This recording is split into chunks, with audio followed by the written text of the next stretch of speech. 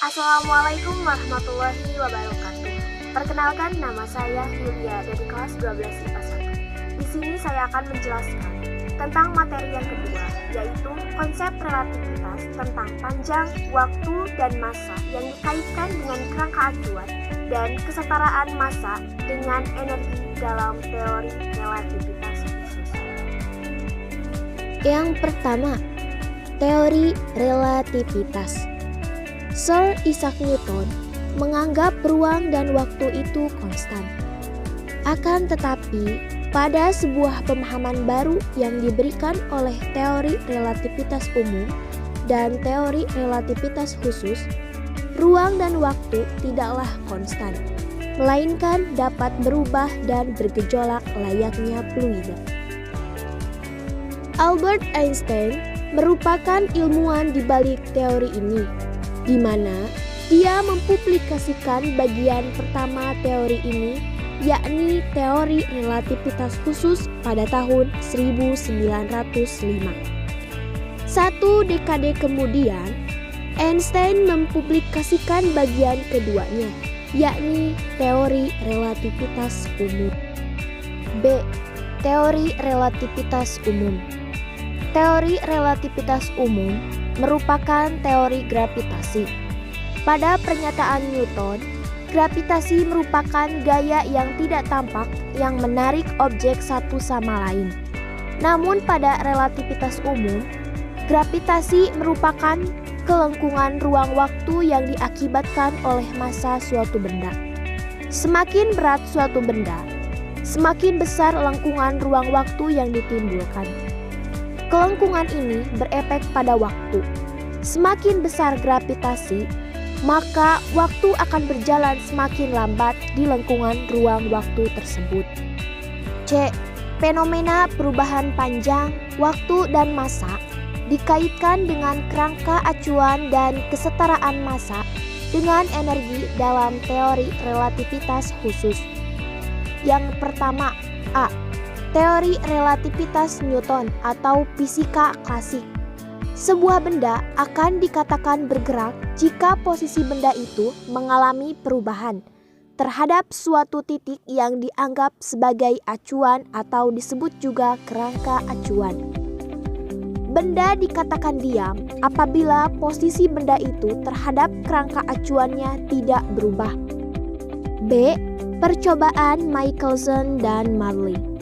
Dari percobaan tersebut didapatkan kesimpulan sebagai berikut. Yang pertama, ether tidak ada. Kedua, cahaya merambat tanpa memerlukan medium. Ketiga, kecepatan cahaya sama besar ke dalam segala arah dan tidak tergantung dari kerangka acuan pengamat.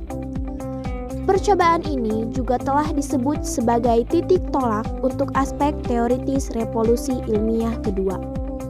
Michelson dianugerahi hadiah Nobel Fisika tahun 1907 terutama untuk melaksanakan percobaan ini. C. Postulat Einstein. A. Postulat 1 berbunyi, hukum-hukum fisika memiliki bentuk yang sama pada semua kerangka acuan inersial. B. Postulat 2 berbunyi, cahaya merambat melalui ruang hampa dengan cepat rambat dan kelajuan cahaya tak bergantung pada kelajuan sumber cahaya maupun kelajuan pengamatnya. Nah, untuk yang pertama, persamaan dari kecepatan relatif.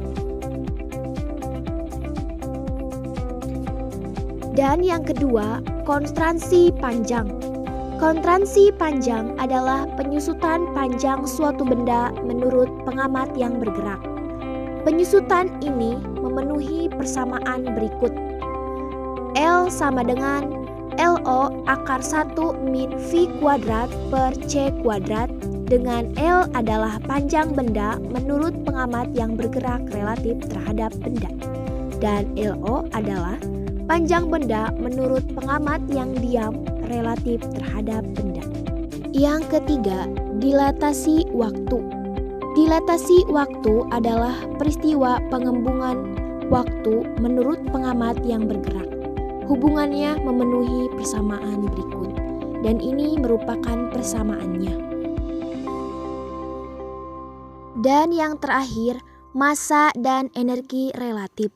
Perubahan besaran oleh pengamat diam dan bergerak juga terjadi pada massa benda dan energinya. Seperti persamaan berikut. M sama dengan MO per akar 1 min V kuadrat per C kuadrat. Dan energi benda diam dan bergerak memiliki hubungan sebagai berikut. Pertama, energi total E sama dengan M kali C kuadrat. Yang kedua, energi diam EO sama dengan MO kali C kuadrat.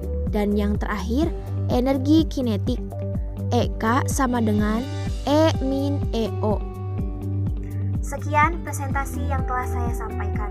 Mohon maaf karena banyak kekurangan. Wassalamualaikum warahmatullahi wabarakatuh.